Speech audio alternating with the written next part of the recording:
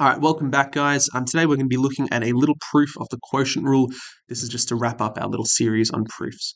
So the quotient rule is a very important result in calculus. It states that given two differentiable functions, f and g of x, given that g of x does not equal 0, if we have f over g, so f divided by g, of course, g can't be 0 because then we'd be dividing by 0, right? If we have this, then we're going to have g times f dash x minus f of x times g of x, g dash x, so the derivative, divided by g of x squared. And this could also be written in the form g f dash minus f g dash over g squared, if you want to write this in shorthands, just to keep track of where everything is. And the way I like to remember it is that we have the g of x down the bottom in the denominator over here, and in the end we have g squared in the denominator of the result. And I just think there's a g down the bottom of the denominator, that is going to be our first term, so it's going to be g times f dash minus f times g dash, whatever works for you. Honestly, this formula will be given to you on the formula sheet.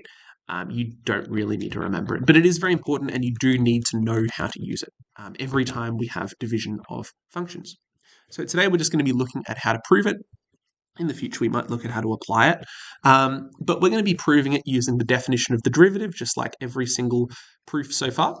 And this is the definition of the derivative right here. So if we have the derivative of f over g, this will be equal to the limit as h goes to 0 of that thing, f of x over g of x with an input of x plus h, minus f of x over g of x, so just with an input of x, all over h. So that's just the definition of the derivative, just applying it.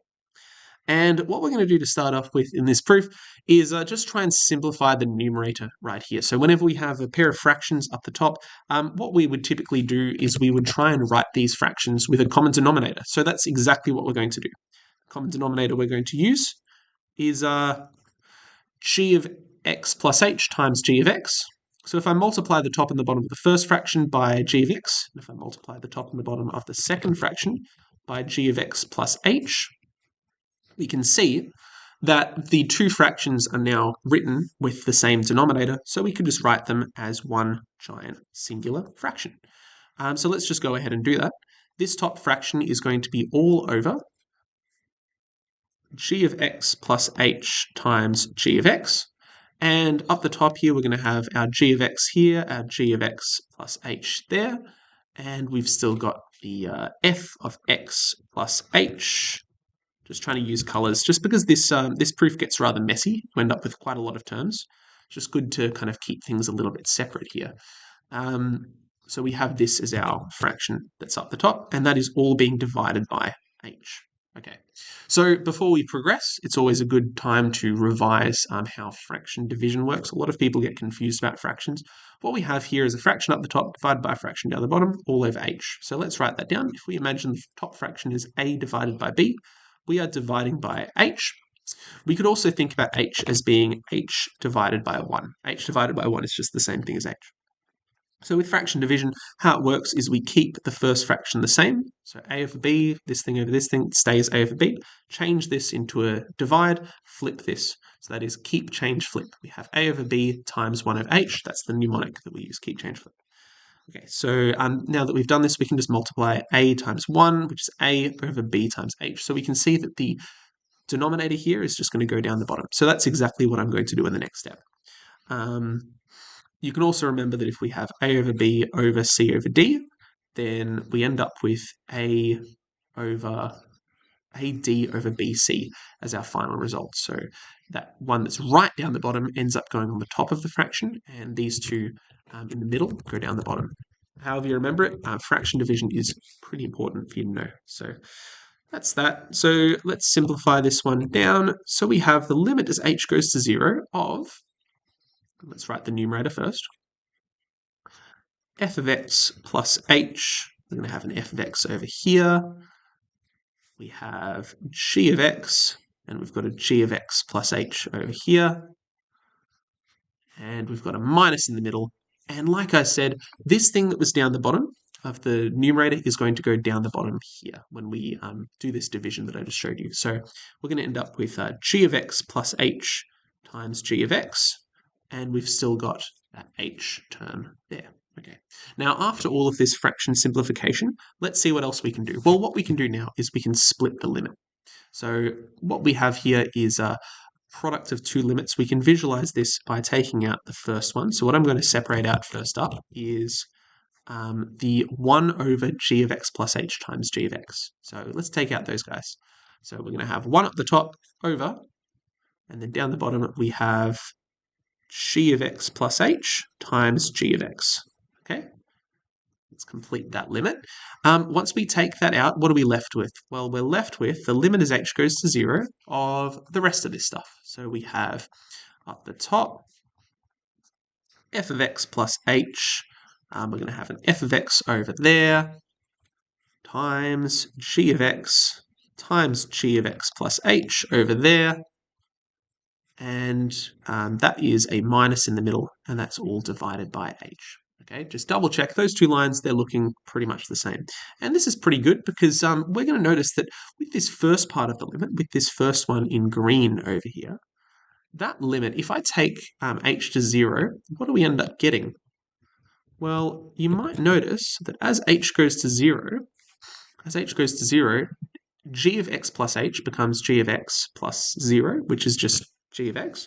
So as h goes to 0, this actually just becomes 1 over, well, that's g of x times g of x, which is just g of x squared, right? So g of x times g of x is g of x squared.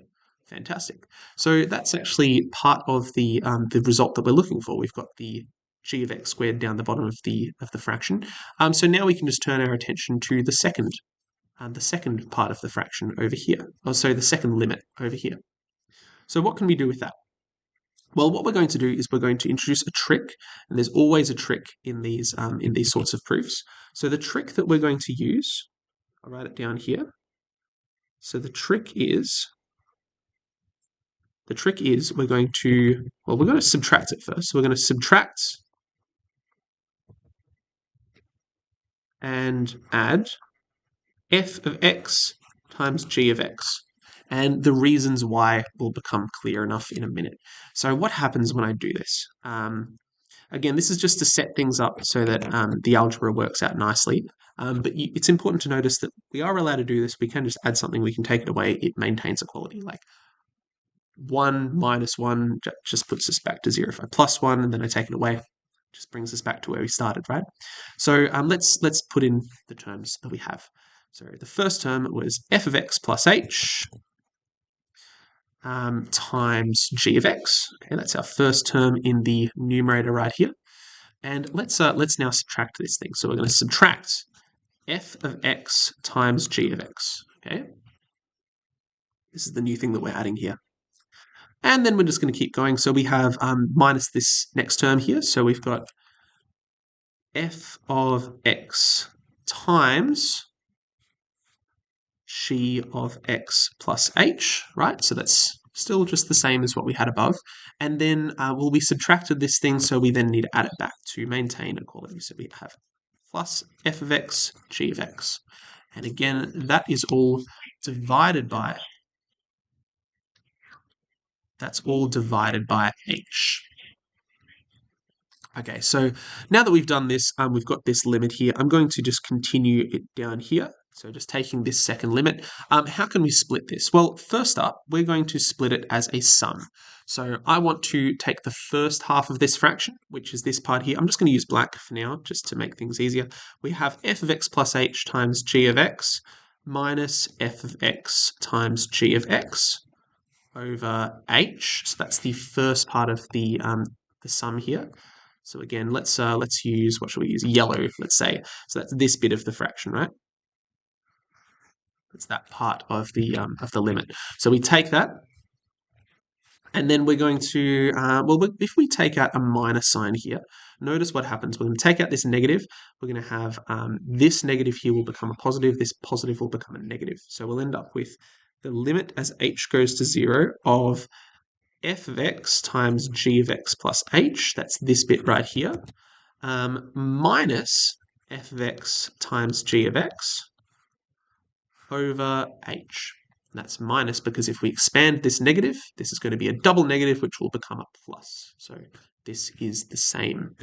All right, and that's fantastic because what we can now notice is for that first limit, or I guess the second one, if we ignore this, that first limit here, we have common factor of g of x for both of those terms in the numerator.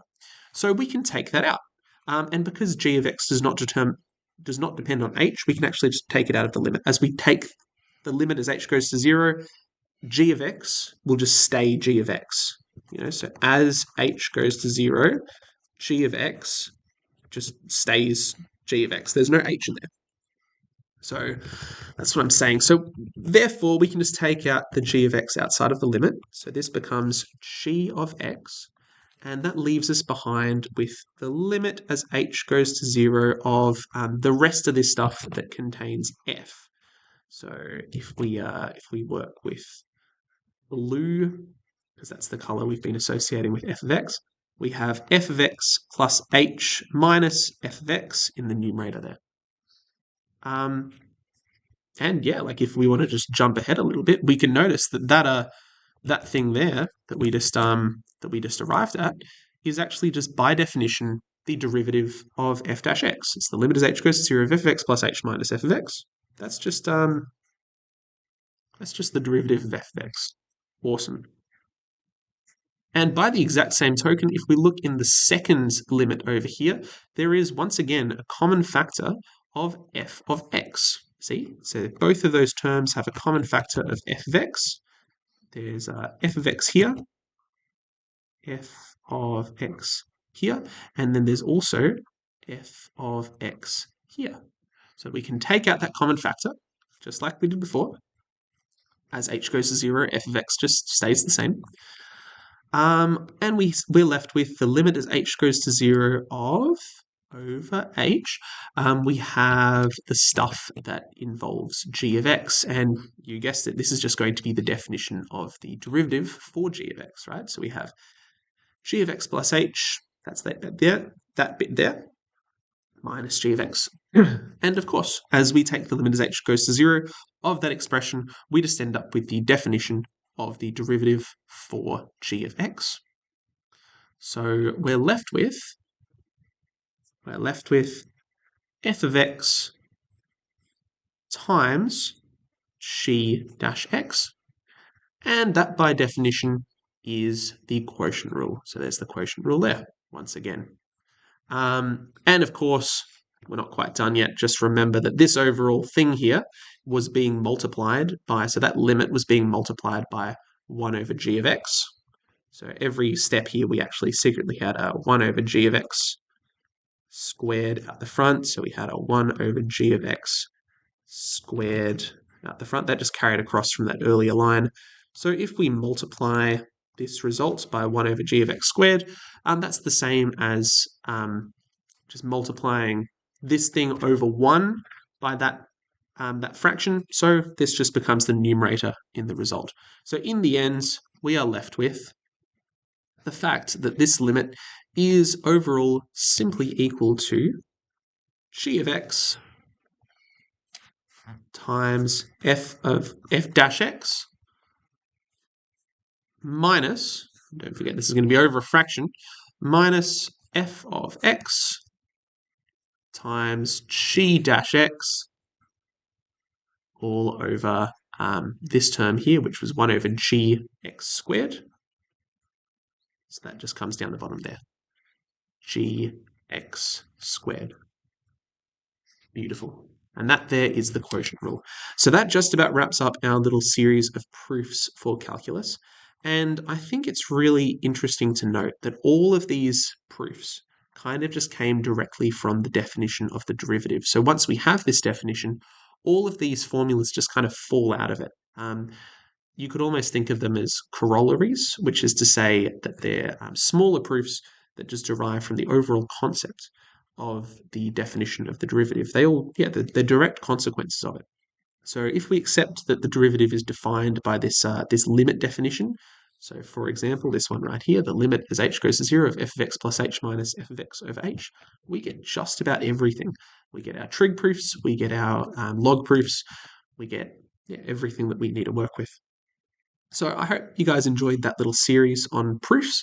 In the next video, we're probably just going to start looking at more application sorts of questions because these proofs are sort of beyond the scope of methods.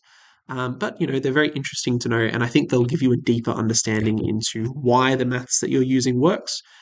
Because in mathematics, it's a very logical sort of subject. It's important for you to understand where these things come from, understand that they don't just come out of nowhere. Everything that we're learning about in maths does have a rigorous foundation behind it.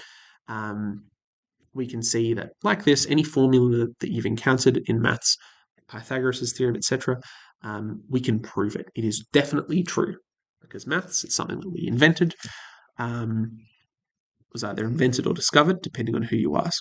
But, it's something that exists where there are definitive answers, unlike in the rest of life where there are not necessarily definitive answers. It's kind of the nice thing about maths. We can know something for certain. So anyway, that's the quotient rule. Hope you guys enjoyed the video. I'll see you guys in the next video.